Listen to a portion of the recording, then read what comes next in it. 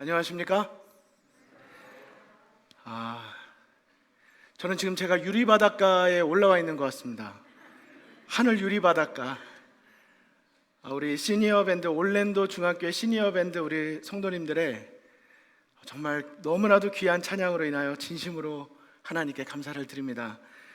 만약에 굉장히 젊고 굉장히 실력 더 완전히 있는 어떤 전문가분들이 하셨다면 잘했다라고 생각을 했을 텐데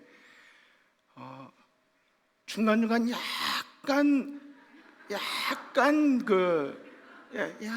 그게 좀 있었지만은 원래 그게 있어야 은혜가 있습니다.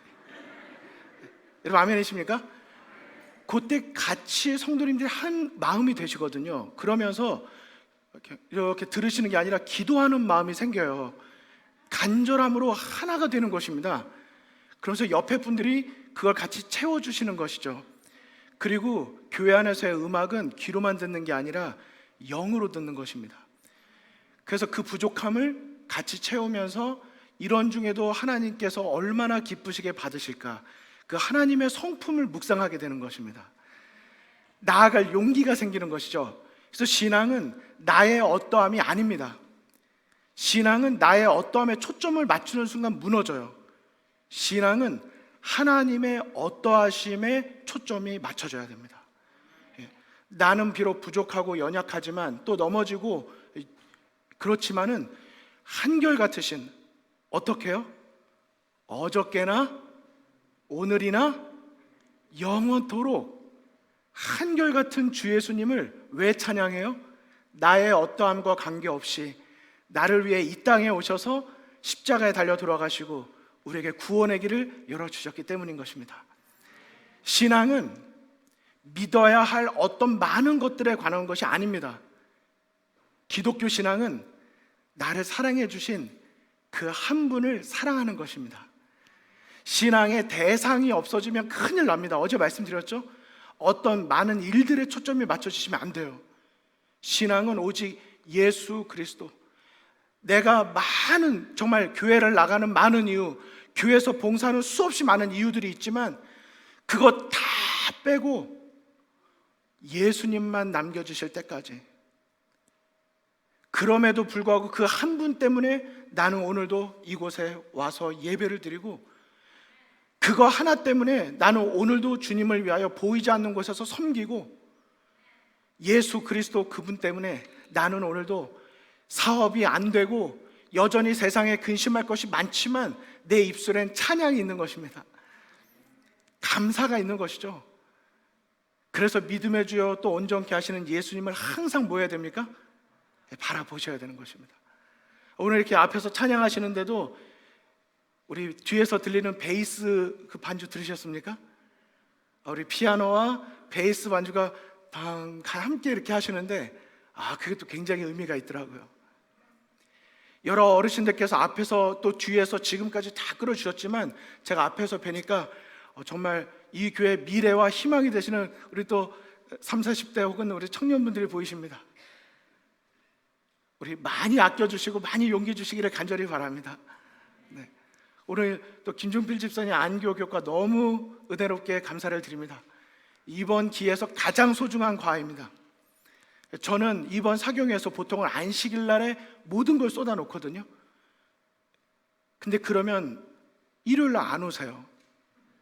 새벽 기도를 참여조차 안 하십니다. 그래서 실제는 내일이 제일 중요한 날입니다. 뭐 여기 꼭 안 오셔도 온라인이 있으니까요. 어저께나 오늘이나 또 영원토록 변함없이 살아있는 예수의 말씀, 병든 자와 죄인들을 구해주시니 그의 이름, 그의 능력 찬송하겠네. 이 9절의 4절이 뭔지 아십니까? 지금 부르신 찬양의 4절, 엠마오로 행하시던 주님 오늘도 한결같이 우리 곁에 함께 계시고, 우리 후일 영광의 주 다시 오실 때 가실 때와 변함없는 주님 뵙겠네. 어저께나 오늘이나 또 영원토록 한결같은 주 예수님 찬미합시다. 세상 지나고 지나갈 것입니다. 세상 변할지라도 변할 것입니다. 거기에 희망 두지 마시기를 바랍니다. 영원 불변 주 예수 찬미합시다. 아멘. 절대 변하지 않으시는 그분의 사랑. 우리는 돌아설지라도 하나님은 우리에게서 돌아서지 않으십니다. 우리만 돌아서면 되는 거예요. 그분께로 돌아서는 이 시간이 되시기를 간절히 바랍니다. 이번에 모든 사실을 알고 있지만 다시 생각나게 하는 이 유다서 1장 5절의 말씀을 붙잡고 한 주간의 말씀의 은혜를 나누셨습니다. 계속 복습을 드리지만 예수만 남겨질 때까지 저도 계속 이렇게 말씀을 드립니다. 나에게 예수님은 어떤 분이신가 다시 돌아보시고요. 여러 이유 중에 한 분이신지 아니면 오직 유일하신 희망과 소망이 되시는지, 내가 열심히 뭔가를 한다고 하지만 하나님께서 정말 귀히 보시는 영적인 자라남, 내 믿음의 자라남에 나는 정말 초점을 맞추고 있는지, 나의 시선은 1에 있는지 2에 있는지, 그리고 사실 오늘 원래 드리려고 생각했던 이 사경이기 때문에 이렇게 생각했던 말씀이 있는데, 우리 한갑수 장로님을 제가 그 동남부 여성선교회 때 이렇게 만났었는데, 장로님께서 둘째 날인가 둘째 날 저는 잠깐 말씀을 나눌 때 그러셨습니다. 뭐 자세하게 설명 안 하셨지만 하여튼 그때 그 간증 또 듣고 싶다고 말씀을 주셨어요.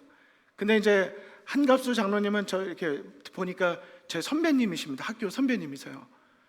아시죠? 선배님 말씀을 잘 순종해야 합니다. 그래서 제가 원래 오늘 좀 이렇게 약간 더 생각한 게 있었지만 저도 지금 이렇게 약간 과식을 약간 준비해 왔어요. 그래서 소화시킬 준비 되셨습니까? 그래서 저도 최대한 좀 넘길 건 넘기고 가려고 하겠지만, 중요한 것은 혹 들으신 분이 계실지 몰라도 저도 오늘 제 삶의 간증을 말씀을 드리도록 하겠습니다. 경험의 노래가 가장 마음에 남기 때문이고, 오늘 예수님을 바라보는 이 모든 일들은, 믿음은 어떻게 생깁니까? 자꾸 만나고 경험을 쌓아야 신뢰가 쌓입니다. 결국 내가 경험해야 되는 것이죠. 그러나 그 경험을 위하여 다시 한번 어떤 하나님이신지를 오늘 증거해드리고 싶습니다. 걸림돌, 디딤돌인데 오늘 안교 교과의 주제처럼 돌아보고 바라보는 것은 이제 내일 말씀을 드리도록 하겠습니다. 걸림돌, 디딤돌, 여러분 인생을 살아가시다 보면 걸림돌이 있습니까? 혹시 옆에 분을 잠깐 보시면 그분이 혹시 내 인생의 걸림돌이진 않으십니까? 가끔 그런 생각 드실 때 있으시죠? 그래서 걸림돌을 피해서 다른 곳으로 가시는 경우들이 있어요. 저는 분명히 말씀드립니다. 그 걸림돌은 하나님께서 나로 하여금 디딤돌을 삼게 하시려고 내 곁에 두신 분이십니다. 그래서 어디를 가시잖아요. 어디를 가도 걸림돌이 있습니다. 중요한 건 내게 있는 그 걸림돌을 디딤돌로 바꾸는 내 믿음과 영적인 분별력이 필요한 것이죠. 그러니까 우리 옆에 계신 분에게 감사하다고 인사 한번 하실까요? 네. 그렇다고 옆에 계신 분이 꼭 걸림돌이라고 드리는 말씀은 아닙니다. 하지만 이렇게 해보시면 어떠실까요? 제가 디딤돌이 되겠습니다. 배우자시면 배우자분에게, 자녀시면 자녀에게, 그렇다고 또 오늘 오후에 또 어떤 분에게 또 전화하셔가지고 그동안 내 디딤돌이 돼줘서 고맙다고 이렇게 연락하지 마시고요. 오늘 드리는 말씀은 이것입니다. 우리 인생엔 다 역경과 고난이 있습니다. 그 의미가 무엇일까요? 질문은 이것입니다. 그 순간에도 주님을 신뢰하십니까? 그 순간에도 내가 지기에, 내 두 어깨에 지기에 너무 무거운 그 짐이라도 여전히 그 순간에도 주님을 신뢰하시는지 질문을 드리고 싶은 것입니다. 한 사람이 짜장면 집에 가서 짜장면을 시켰습니다. 여러분 짜장면 좋아하십니까? 너무 맛있게 생기지 않았습니까? 너무 맛있게 생긴 짜장면입니다. 이 짜장면을 이제 딱 준비를 해가지고 이제 먹으려고 이제 젓가락을 딱 떴습니다. 딱 먹었는데 여러분 아시죠? 가끔가다 돌멩이 하나 작은 거 하나 이렇게 깍 깨물면 그 눈물이 찍 나오면서 그 굉장히 아픈 거 있잖아요.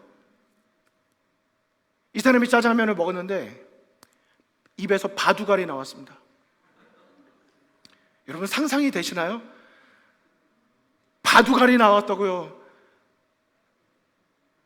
바둑알이 나니까 얼마나 화가 나겠습니까? 이거 진짜 이런 식으로 어떻게 하나. 그래서 주인에게 전화를 걸었습니다.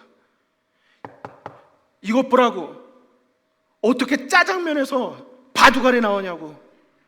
그랬더니 그 주인 되시는 그 중국집 사장님께서 그분에게 하시는 말씀, 네, 축하드립니다. 탕수육에 당첨되셨습니다. 5분 내로 탕수육 배달됩니다. 축하드립니다. 여러분 진짜 이 사장님 너무 센스 있지 않습니까?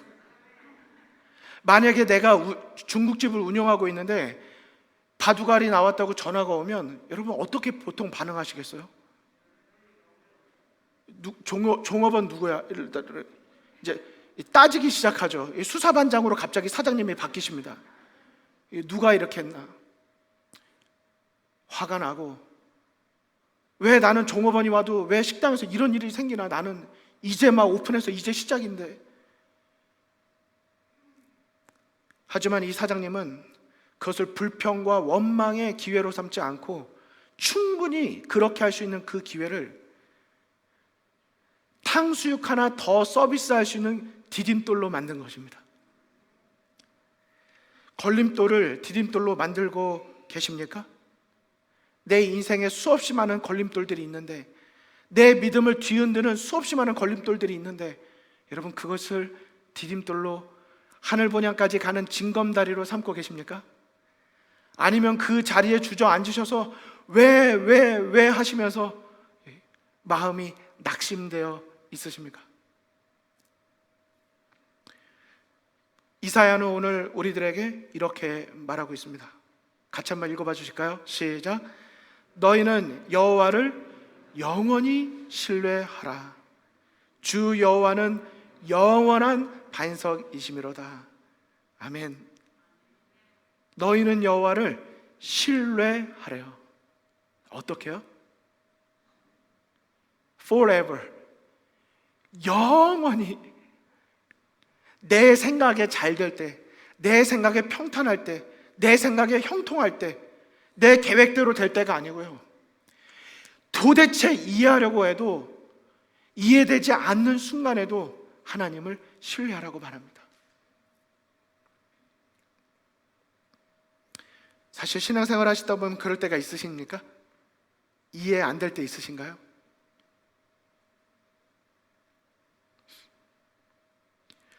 성경 인물 가운데 저는 오늘 두 인물을 먼저 말씀을 드리고 그리고 그에 대한 말씀을 드리기를 원합니다.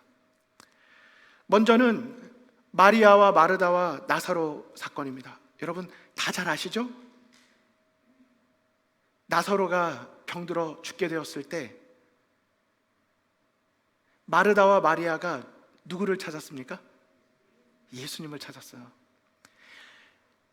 예수님하고 이 막달라 어제도 이제 보여드렸지만, 예수님은 그 시대의 소망을 읽어보면 예수님이 얼마나 스트레스가 많았는지 아시죠? 나를 죽이려는 자들이 많고 막 얼마나 힘드셨어요.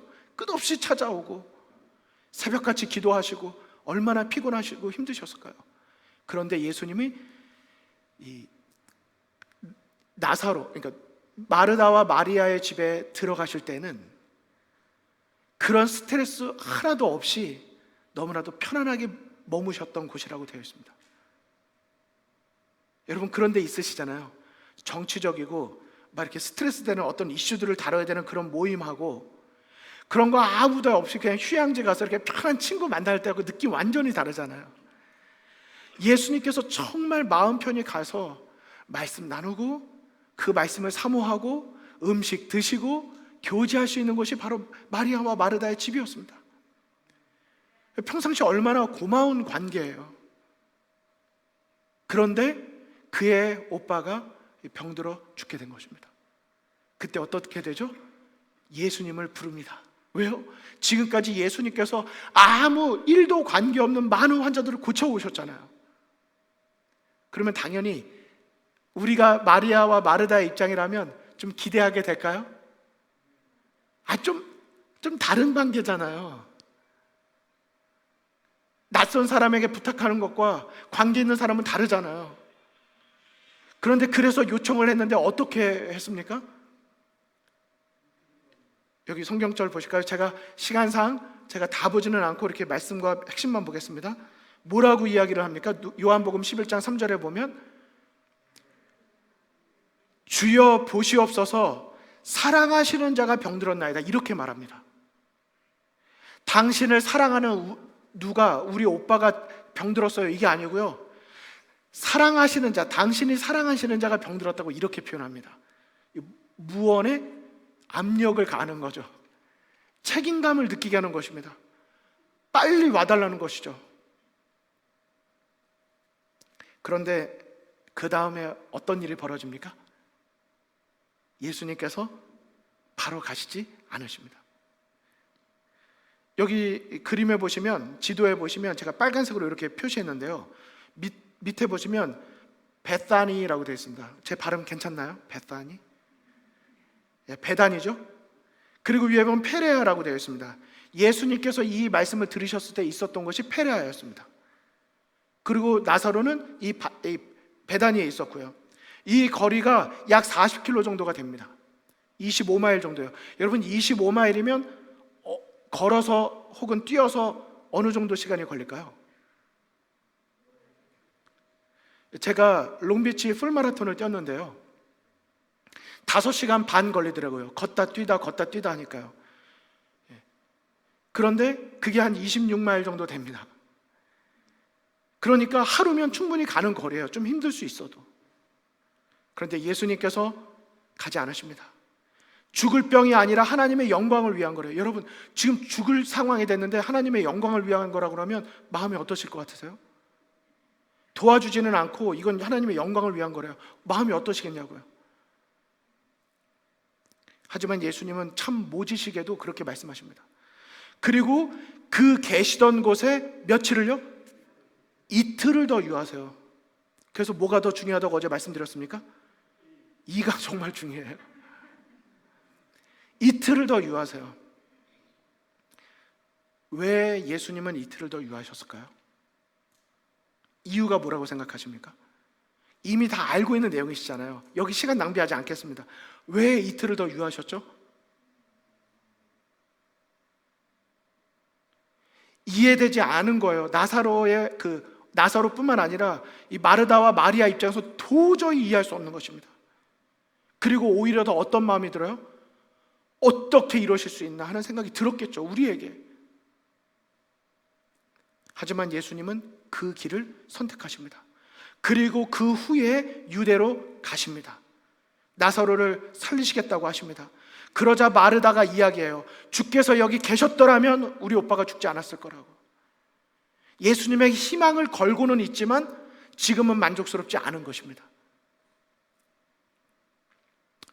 내 오라비가 다시 살아나리라 그랬더니 마르다가 마지막 날에는 부활할 것을 믿는다고 이야기합니다. 지금은 아니라고 생각해요. 믿긴 믿지만 여전히 누구의 지식과 누구의 생각 속에 갇혀 있어요? 자기에게 맞춰져 있는 것입니다.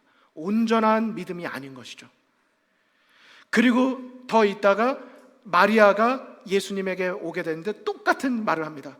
주께서 여기 계셨더라면 내 오라버니가 죽지 않았을 거라고. 그때 예수님은 눈물을 흘리십니다. 마음이 예수님이 많이 아파지셨어요. 왜요?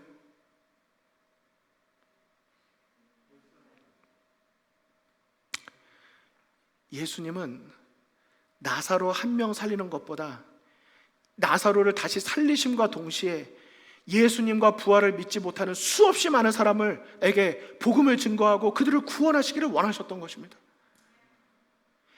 하나님의 그 큰 계획이 있으세요. 하나님은 전체 퍼즐 조각을 보십니다. 그런데 우리는 퍼즐 한 조각을 봐요. 그리고 지금 내가 원하는 이 조각을 여기에 놓지 않으면 금방 흔들리는 것입니다. 이틀 전에 말씀드렸죠? 신앙의 자라나면은 어린아이, 청년, 어른이 있는데, 아비가 있는데, 어린아이의 신앙의 특징이 뭐라고 그랬습니까? 쉽게 요동하는 것입니다. 내 생각대로 안 되면 쉽게 요동하는 거예요. 결국 예수님께서 어떻게 하셨습니까?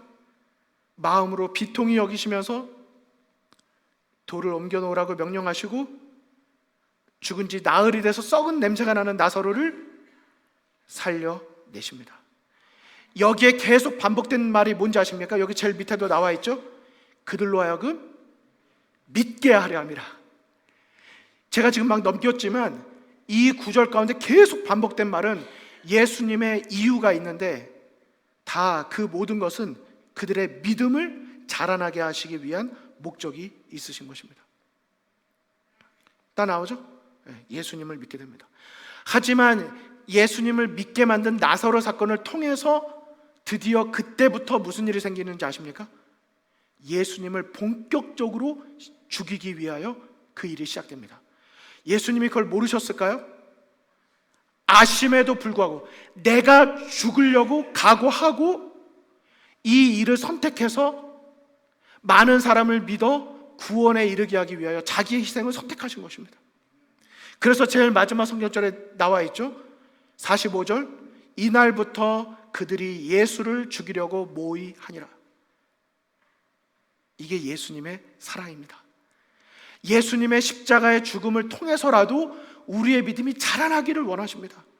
그리스도의 장성한 분량에 이르기까지.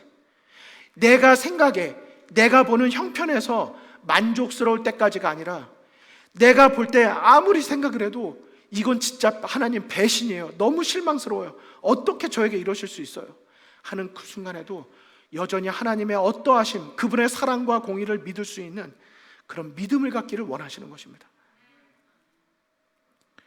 그래서 저는 이렇게 말씀드리고 싶습니다. 전체 퍼즐을 보고 계신 하나님을 향하여 믿음과 인내를 가져야 합니다. 왜냐하면 하나님의 허락하심과 지체하심에는 다 뭐가 있기 때문이에요?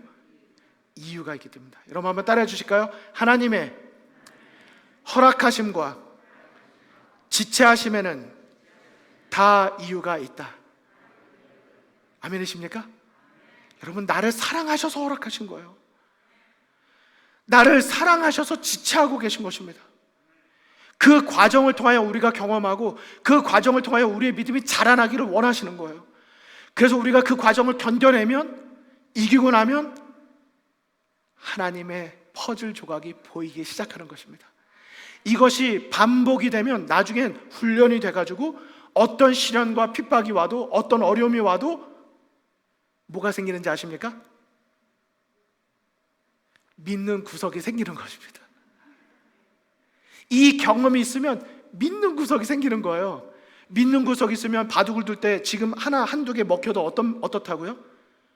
평안이 있고 여유가 있어요. 괜찮아요. 왜?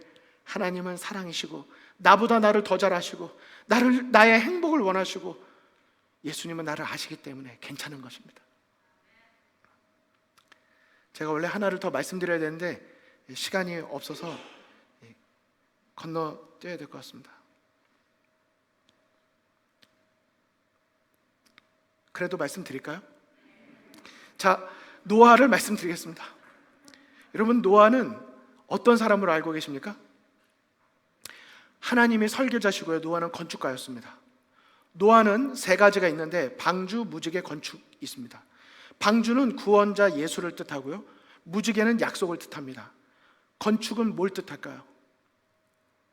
약속을 믿고, 하나님의 약속을 믿고 그는 인내함으로 그의 믿음의 결실, 순종을 의미합니다. 믿음으로 노아는 그 집을 구원했습니다. 이 노아 한 사람의 믿음이 온 가족을 구원하게 됩니다. 그런데 노아의 가정에 아픔이 있었다는 거 알고 계십니까? 아픔이 있었어요. 무슨 아픔이 있었습니까? 자녀가 없었습니다. 자녀가 없었어요. 노아가 기별을 받은 나이는 480세입니다. 그런데 홍수가 있을 때 나이는 노아가 600세였어요. 120년 동안 복음을 전파했습니다. 여러분 한번 이거 잘 생각해 보세요. 그런데 노아가 세 아들을 낳은 나이가 500세였습니다. 500세가 된 후에 셈, 함, 야벳을 낳았습니다. 그래서 이전의 부조들 가운데 아무도 노아처럼 그렇게 많은 해를 기다려서 자식의 출생을 본 사람이 없었습니다. 맞습니까? 노아에게는 500세가 돼도 자녀가 없었어요. 왜 우리 가정에 이런 문제가 생길까 고민되지 않았을까요? 하지만 하나님께서 자녀를 예언하여 주셨습니다. 창세기 6장 18절에 보면 내가 너와 언약을 세우겠는데 내 아들들과 내 아내와 내 자부들과 함께 방주로 들어가라 그래요.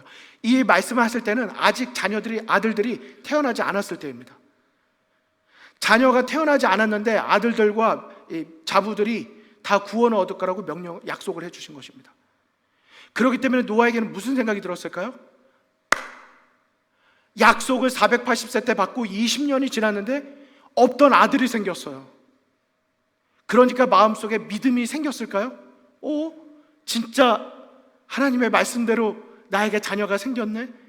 자녀가 생기는 건 생명의 주만이 하실 수 있는 일인데 하나님이 그 일을 이루어 주신 것입니다. 그래서 우리 재림교회 성경 주석에도 이렇게 그 내용이 나와 있습니다. 480세가 되었지만 아직 자녀가 없었다고요. 하지만 노아가 어떻게 600세 될 때 홍수 날 때까지 기다렸는지 아십니까? 자녀가 생길 것이라는 예언이 성취된 걸 보고 그렇다면 100년이 더 지나가도 비가 올 것이라는 믿음이 생긴 것입니다. 여기 중요한 포인트가 있습니다. 작은 하나님의 약속을 믿고 기다려서 경험을 하면 100년을 기다릴 수 있는 믿음이 생기는 것입니다. 믿음의 자라남은 반드시 경험에서 우러나와야 하는 것이죠. 그래서 기나긴 실망을 허락하신 이유가 무엇 때문인가? 위기의 때를 그 방주를 통하여 구원을 얻을 수 있도록 인내하고 하나님에 대한 신뢰를 배울 수 있는 기회로 일부러 하나님께서 자녀를 안 주셨던 것입니다. 이해되셨나요? 500세가 될 때까지 다른 집은 얼마나 자녀 손손 많았겠어요? 하지만 노아는 어떻게 했다고요? 하나님께서 나에게 500세가 될 때까지 자녀를 안 주셨지만 그 이유는 나로 하여금 자녀가 생기는 일을 통하여 믿음을 갖게 하시고 그 일을 통하여 다시 이 세상이 새롭게 시작할 수 있는 기회를 마련해 주었다고 하는 것입니다. 결국 믿음과 인내를 배우도록 기회를 주신 것입니다. 여러분, 노아의 믿음에도 시험이 있었던 거 아십니까? 어떤 시험이 있었습니까? 방주 안에 들어갔죠. 방주 안에 들어갔는데 7일 동안 뭐가 생기지 않았습니까? 방주로 들어가라는 대로 다 순종했어요. 다 순종했어요. 그러면 이제 모든 것이 좀 잘 돼야 되지 않습니까? 그런데 창세기 7장에 보면 7일 후에 홍수가 땅에 덮입니다. 여러분, 120년 동안 방주를 만들고 비가 올 거라고 복음을 전도했는데 방주로 들어갔더니 7일 동안 뭐가요? 비가 오지 않았어요. 그 7일 동안 안에서 마음이 어떠했을까요? 생각해 보세요. 마음이 어떠했을까요? 바깥에 들어오지 않은 사람들이 가만히 있었을까요? 돌 던지고 조롱하지 않았을까요?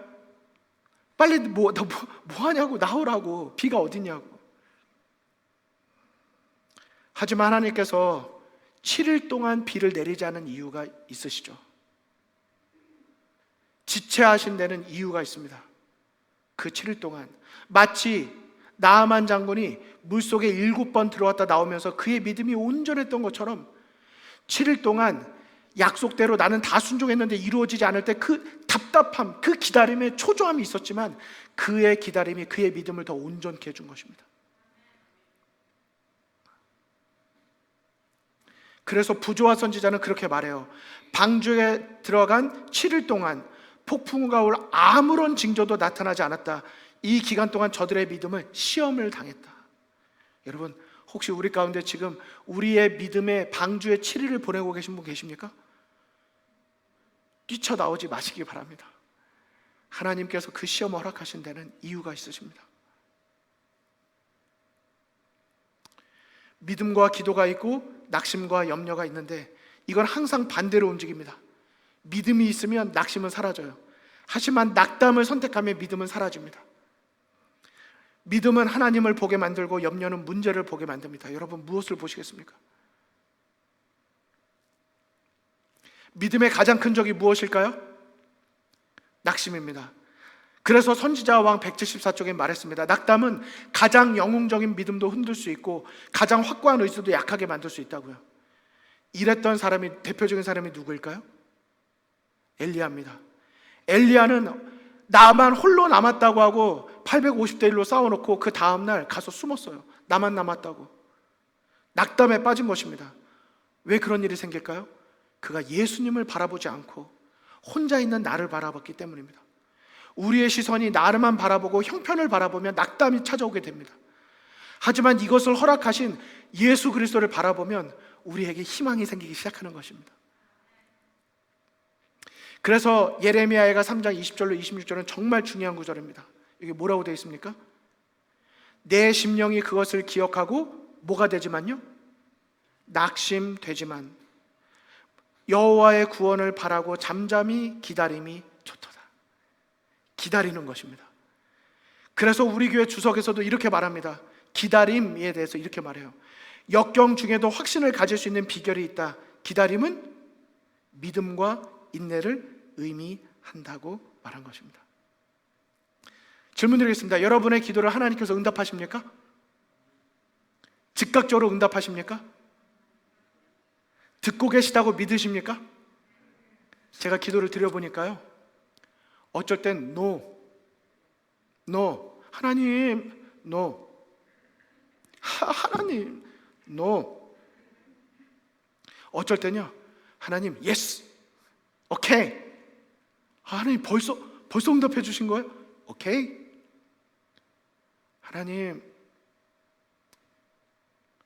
wait, 기다려, wait. 그런데 나중에 돌아보니까요, no라고 말씀하실 때나 오케이라고 말씀하실 때나 wait, 기다려라고 말씀하실 때나 다 내 기도에 응답해 주신 거더라고요. 그래서 어느 분은 이렇게 표현했더라고요. no라고 말하고 오케이라고 말하고 wait이라고 말하는데 보니까 now라는 단어가 되는 거예요. 지금 내 기도를 듣고 계신 거예요, 그분은. 그러니까 지금 기다리라고 하신다고 해서 포기하면 안 된다는 것입니다. 그분을 끝까지 신뢰해야 돼요. 영원히 신뢰하는 것입니다. 이 단어를 보고 뭐라고 말하느냐 그랬더니 어떻게 했습니까? 어떤 분은 이걸 보고 now here이라고 말하고 어떤 분은 이걸 보고 no where이라고 읽는 것입니다. 어디를 잘라서 읽느냐에 따라 now here이 되기도 하고 앞에서 자르면 no where이 되기도 하는 거예요. 하나님이 어디도 안 계시다고 말하는 사람이 있는가 하면 하나님은 지금 여기에 계시다고 말하기도 하는 것입니다. 믿음은 그렇게 되는 것입니다. 저에게 아들이 있습니다. 사실 저는 제 삶의 작은 간증들이지만 정말 나누고 싶고 간증하고 싶고 자랑하고 싶은 하나님이 너무 많으세요. 그런데 오늘 저희 막내 아이에 대한 말씀만 드리도록 하겠습니다. 너무 귀엽게 생겼죠? 저 닮았습니까? 이 아이가 태어나서 딱 왔을 때 교회 집사님들께서 저에게 그러셨어요. 너무 귀여워요, 목사님. 목사님 얼굴 하나도 없어서 너무 다행이에요. 그러는 거예요. 근데 그렇게 말씀해 주시는 집사님들이 너무 좋더라고요, 저는. 저희 집은 저희 집사람이 더 장군처럼 생겼어요. 시원시원하게 생겼습니다. 이 아이가 1월 6일 태어나게 되었습니다. 그런데 윤홍 네 번째 있는 게 저희 집사람이고 이제 아이가 태어났다는 것을 이제 나타내 보여주는 사인입니다. 제가 이거를 이제 사진을 찍어 놨는데요. 실제로 1월 6일 11시 29분 53초에 이게 딱 사인이 떴습니다. 저는 세 아이가 있습니다. 이번에 첫째 아이에 대한 간증은 드리지 못하지만 저는 첫째 아이를 통해서 나의 하나님을, 정말 그분의 사랑을 깊이 깨닫게 되었습니다. 저희 아이는 소위 말해서 난쟁이입니다. 키가 지금 10학년인데 한 4살 정도 된 키예요. 그런데 너무 밝고 학교의 대장입니다. 대장. 아이들을 몰고 다녀요. 정말 봉사도 열심히 하고 너무 감사합니다. 둘째는 그렇고요. 셋째는 그렇다는 건 나쁘다는 게 아닙니다. 네, 지금 말씀드리긴 어렵고, 셋째가 태어나게 될 때 6개월째 되던 때 그 서울병원이죠, 위생병원에서 산부인과 이제 진료를 받고 있는데, 거기 원장님께서 나는 우리 병원에선 다룰 수가 없다고. 이 첫째 때 6개월 때 딱 그랬거든요. 사이즈를 재보시면서 아이가 머리는 커지는데 팔다리가 자라지 않는다고, 옮겨야 된다고. 그래서 여성 전문 병원에서 이제 저희가 아산병원으로 옮겼는데, 또 셋째 아이가 태어나게 되는 상황 속에서 이런 상황이 된 것입니다. 이 아이는 태어나자마자 중환자실에 들어가야 되고 수술을 받아야 될 거라고, 그래서 서울대학병원으로 옮기게 되었습니다.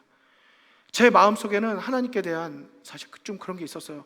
첫날 잠깐만 말씀드렸지만, 저는 어렸을 때 이 신앙의 문제로 아버지와 어머니가 헤어지시게 되고, 왜 가정에 나는 이런 일이 있나, 이런 게 좀 있었는데, 첫째 아이가 또 그런 일이 생기고, 둘째 아이는 태어났는데 아토피가 너무 심했고, 제가 그 사택이 완전 햇빛이 안 들어오는 곳이었어가지고 아토피가 너무 심했고, 또 셋째 아이가 태어나는데 또 이렇게 되니까 정말 너무 힘든, 이때가 2011년도였는데 이때는 제 인생의 가장 힘든 기간이었던 것 같아요. 이 아이가 태어날 때 어머니께서 도와주시겠다고 올라오셨는데, 올라오셔가지고 첫째 날 그 폐렴이죠? 으로 보이는 데서 쓰러지셨어요.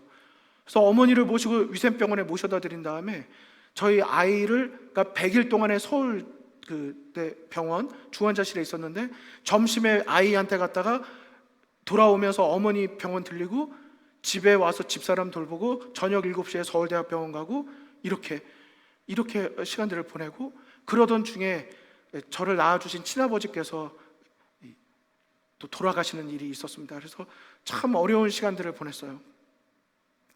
그런데 이 아이가 6개월째 돼서 병원을 옮기게 되는 그 상황 속에서 이 아이의 뱃속에서 무슨 검정색 무슨 뭐가 보인다는 거예요.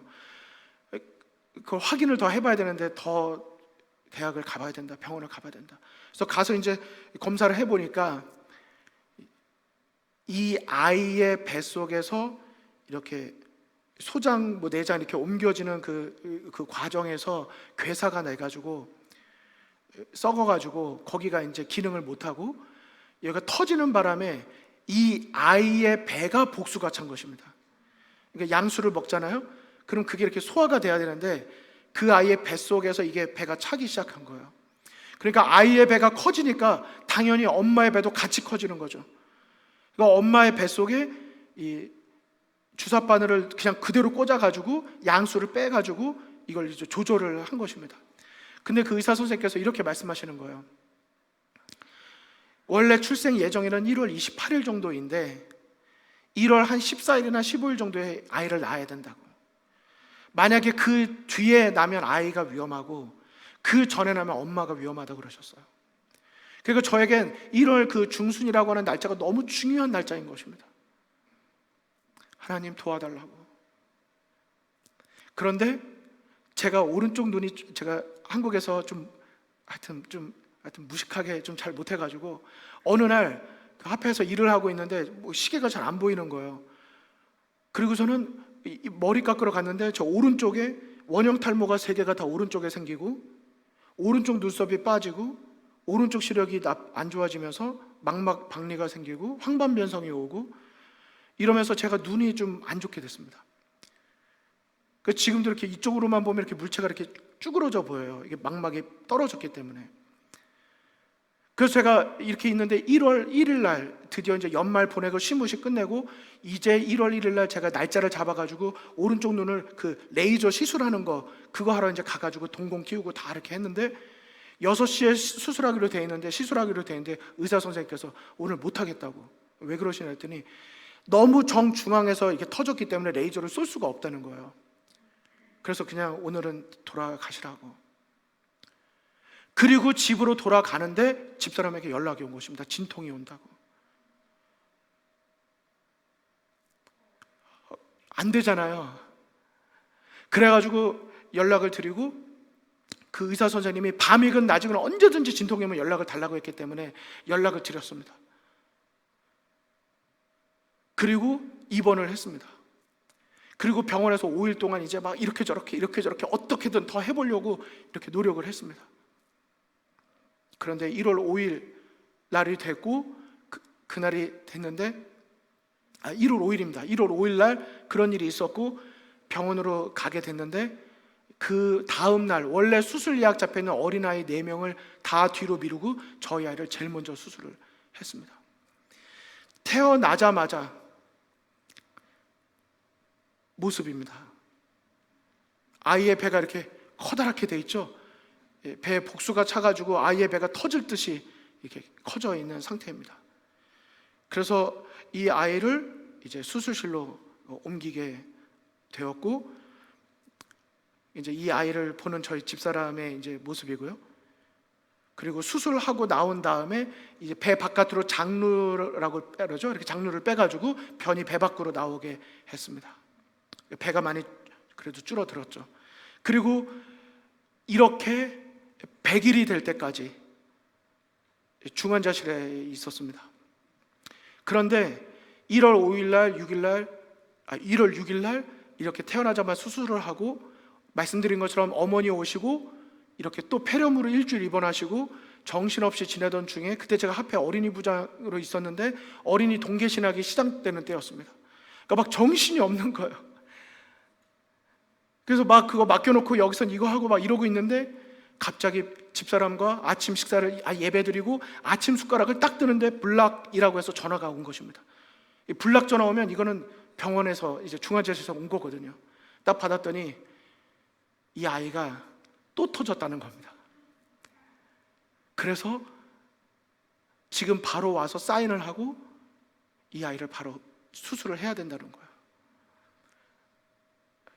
정말 기가 막히죠. 그 시간이 아침 8시 정도 됐는데, 서울대학병원 가려면 도남동 그 엄청 막히는 그 길을 뚫고 가야 되거든요. 미아동 지나가지고 이렇게 가야 되거든요. 하나님께 기도드리면서 갔습니다. 사실 지금 뭐 시간이 없어서 제가 막 좀 건너뛰게 되는데, 그때 가다가 천사를 만났어요. 정릉 그 길에서 도남동 앞길 쫙 차가 막혀 있는데 마음은 바쁘고 빨리 가서 이 아이를 살려야 되겠고 하나님 도와달라고 하는데, 앞에 있는 차가 갑자기 깜빡이를 켜고 오른쪽 들어가는 거예요. 거기 집들 엄청 많거든요. 근데 저는 그 길들을 몰라요. 근데 딱 들어왔는데 왠지 따라가야 될 것 같은 거예요. 그래서 그 길을 따라갔어요. 그 차를 따라갔어요. 근데 그 차가 얼마나 골목골목을 얼마나 잘 가는지, 탁탁탁탁탁 가는데 안 막히게 탁탁 가는 거예요. 그래서 제가 운전하면서 뭐라고 했는지 아십니까? 턴할 때마다 아멘 아멘 하면서 턴했어요. 아멘 아멘 아멘. 그리고 그 차가 저를 그 앞길까지 다 인도해주고 반대쪽으로 가더라고요. 저는 천사를 만났다고 생각해요. 그리고 내려가지고 반대쪽으로 해서 병원을 갔는데, 그 병원에서 가자마자 바로 사인을 하고 바로 수술로 들어갔습니다. 그래서 제가 하나님께 기도드렸어요. 하나님, 나는 더 이상 기도 못하겠다고. 근데요, 자녀가 아프잖아요. 부모 마음이 무슨 생각이 드냐면, 내 그동안의 죄책감과 죄들이 주마등처럼 지나가면서 내 죄 때문이라는 생각이 짓누르는 거예요. 이걸 견딜 수가 없는 겁니다. 그때 동계신학에서 특별 기도회를 열어줬어요. 아이들이 기도하면서 저한테 전화로 연결을 해줘서 지금 상황이 어떠냐, 지금 수술 받고 있다, 연락을 하고 기도를 드리고, 결국 마지막에 중간에 기다리고 있는데 의사 선생님이 수술하다 말고 나오셨어요. 그리고 이렇게 말씀하셨습니다. 수술을 하기 위해서 배를 열었으면 뭔가 해야 되는데, 검사를 어디가 새는지 검사를 하고 녹색 액체를 넣거든요. 그래가지고 배에서 또 나온 거를 긁어낸 거예요. 이제 끄집어낸 거예요. 그러면 나머지 터진 데를 찾아가지고 뭐 봉합을 하든지 해야 되잖아요. 그런데 담즙 색깔에 무슨 물이 뭐가 나와가지고 긁어냈는데 꼬맬 데가 없다는 거예요. 거기가 무슨 이렇게 뭐 얇은 막으로 막혀 있는데, 하여튼 그래서 수술을 하고 경과를 말해야 되는데 지금 상황이 이렇기 때문에 우린 지금 먼저 말하고 그냥 배를 닫겠다고 이렇게 말씀하시는 거예요. 청소만 하고. 저는 그것도 믿기지가 않아요. 아직도 하나님께서 어떻게 해주셨는지 그런 상태인 것입니다. 근데 그렇게 수술을 하고 일주일이 지났는데 중간 정산하라고 1월 말이 돼가지고 이 비리 날라왔는데 1,800만 원이 나온 거예요. 1,800불이 아니라 금액이 나온 거예요. 이 금액을 어떻게 메꿔야 되나 감이 안 오죠. 여기 잠깐 모습을 보실까요? 너는 피투성이라도 살라는 이 말씀이 제 마음속에 얼마나 간절한 말씀이었는지 모릅니다.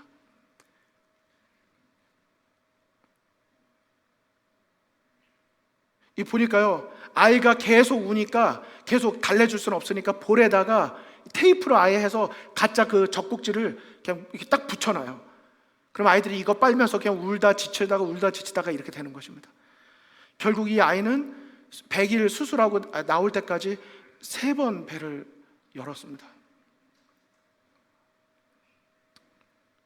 이제 하품하고 이렇게 먹는 장면이에요.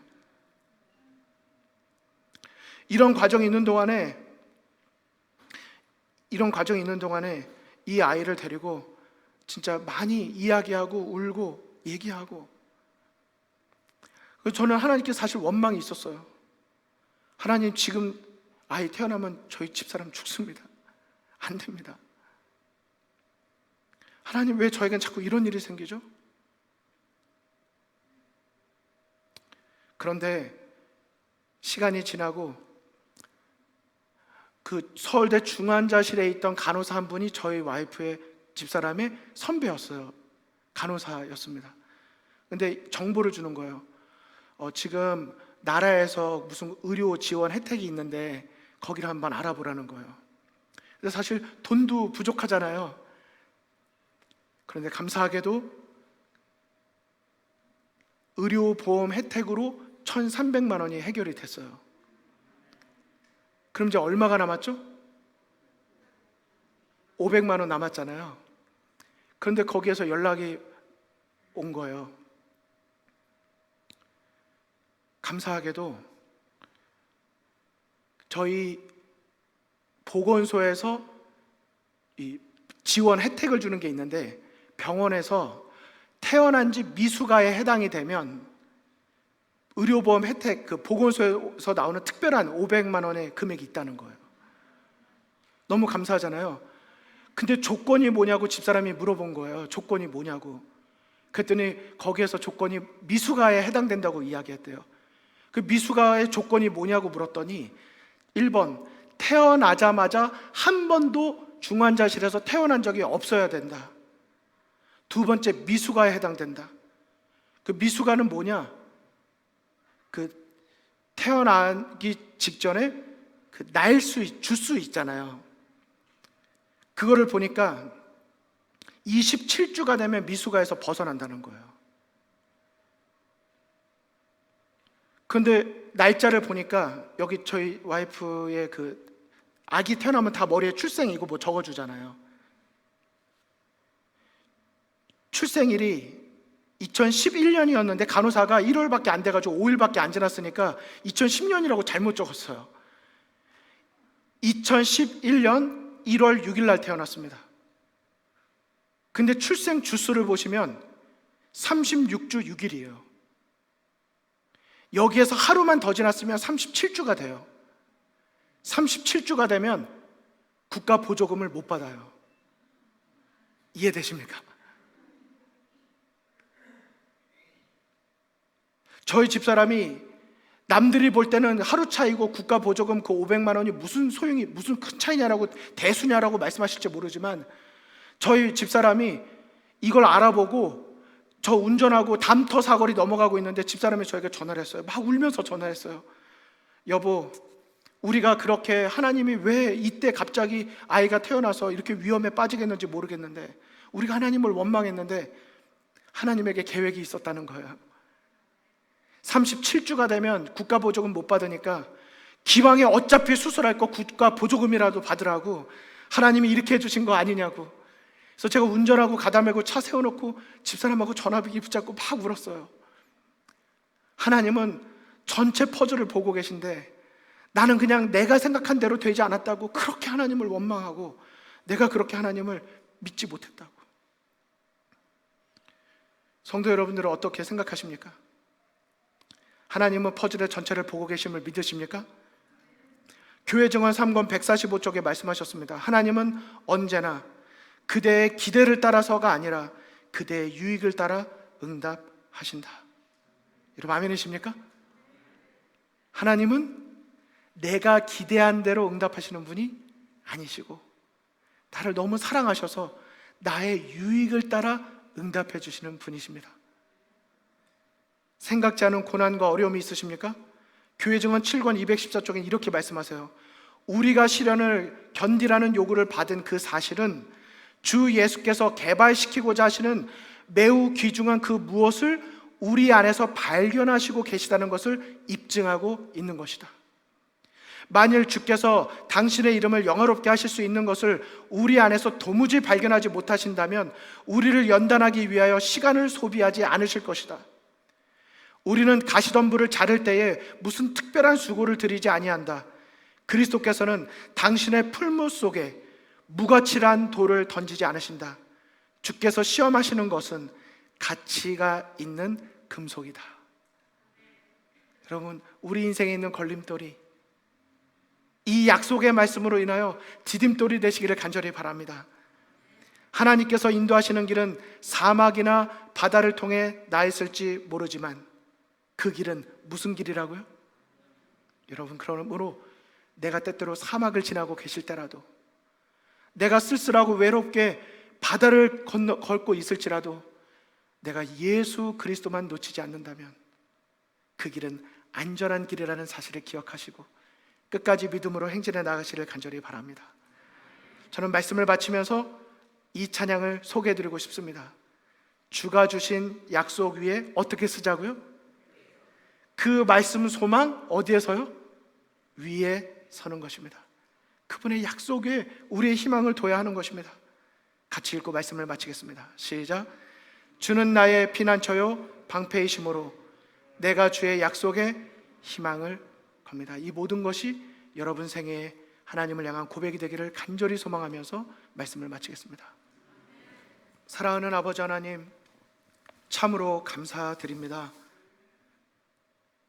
예수 그리스도의 십자가를 바라보게 해주셔서 감사합니다. 어떠한 사랑으로 우리를 사랑해 주셨는지 돌아보게 해주셔서 감사합니다. 우린 연약하고 죽을 수밖에 없었지만 예수님의 사랑이 우리를 살리셨습니다. 하나님, 그 사랑을 늘 마음에 기억하며 생각하며 반응하며 살아가게 인도하여 주시옵소서. 오직 예수님만이 우리의 삶의 이유가 되어 주시고 우리의 신앙의 이유가 되어 주시옵소서. 주님을 따른다고 믿는다고 감사하다고 하면서도 우린 너무나도 어린아이와 같이 내 생각에 그럴 때에만 참 주님을 감사했었습니다. 용서하여 주시옵소서. 주님, 이제는 우리가 더 굳센 믿음을 가지고 때로는 내 생각대로 되지 아니할 때라도 나를 정말 사랑하시고 나와 늘 함께 하시고 전체 퍼즐을 보고 계시는 하나님을 믿음으로 바라보면서 나의 희망을 하나님의 약속에 굳게 두고 우리가 하나님을 향한 믿음 흔들리지 아니하고 살아갈 수 있도록 인도하여 주시옵소서. 우리 올랜도 중학교의 모든 성도님들의 가정과 개인의 신앙을 주님 붙들어 주시고 인도하여 주시옵소서. 승리하는 믿음이 되게 하여 주시옵소서. 하나님께 드린 헌금을 기쁘게 받아 주시옵시고 작은 아이가 드린 헌금까지라도 그 마음을 받아 주셔서 온전히 하나님의 사업이 촉진되고 예수님의 재림을 촉진하는 자금이 되도록 인도하여 주시옵소서. 오늘 저희는 다시 한번 하나님을 향한 믿음의 발걸음을 이어가겠사오니 하늘 본향에 이르고 예수님께서 재림하시는 날 우리 각자의 이름을 부르실 때까지 붙드시고 인도하여 주시옵소서. 예수 그리스도의 이름으로 간절히 축원하옵나이다. 아멘.